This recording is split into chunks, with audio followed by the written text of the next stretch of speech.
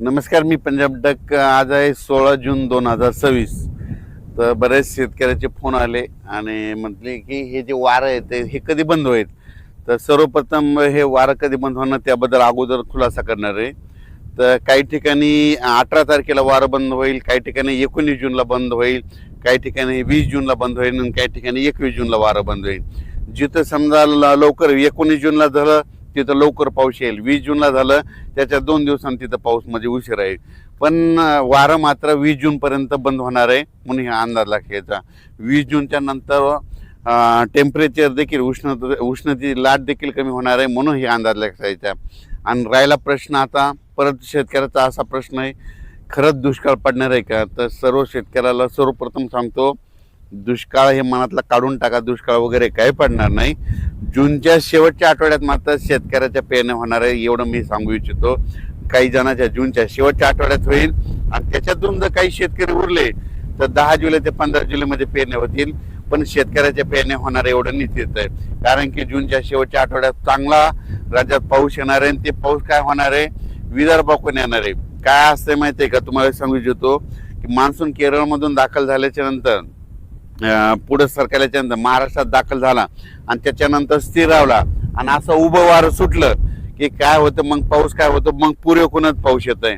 मग परत काय होतं, ते इकडून पाऊस येत नाही, मग पूर्वेकडून पावसाला सुरुवात होती. मग पूर्वेकडून म्हणजे कोणता येत आहे, विदर्भ इकडून तेलंगणाकडून, मग तिकडून पाऊस येणार आणि महाराष्ट्रातल्या परत शेतकऱ्याच्या पेरण्या लागणार म्हणून हे अंदाज लक्षात. पण दुष्काळ वगैरे काही पडणार नाही. जूनच्या शेवटच्या आठवड्यात मात्र सगळ्याच्या पेरण्या लागतील म्हणून हे अंदाज लक्षात यायचा. पेरणी करताना सर्व शेतकऱ्याला सांगू इच्छितो, सगळ्यांची पेरणी एकदम होणार नाही.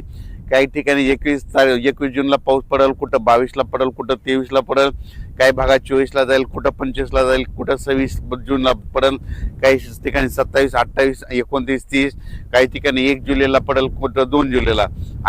तर काही ठिकाणी 1 जुलै 2 जुलैपर्यंत पाऊस पडेल म्हणून हे लक्षात. पण पेरण्या मात्र सगळ्याच्या सर्व शेतकऱ्याच्या होणार म्हणून हा अंदाज लक्षात.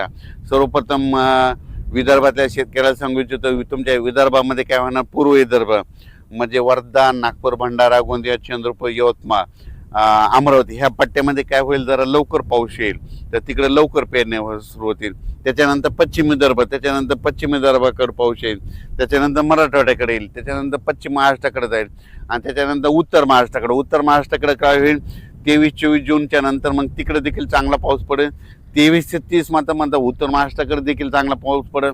मुंबईला देखील चांगला पाऊस पडणार आहे ह्या शेवटच्या आठवड्यात म्हणून मुंबईकरांसाठी आनंदाची बातमी. मुंबईला तर मुसळधार पाऊस पडेल, पुण्याकडे देखील पडेल, कोकणात देखील पडणार आहे. मुंबईला काही ठिकाणी म्हणजे पहिल्याच पाऊस असा पडेल की म्हणजे चांगला मुसळधार अतिवृष्टीसारखा मुंबईला देखील पाऊस पडेल म्हणून हे देखील मुंबईकरांना अंदाज लक्षात यायचा. जून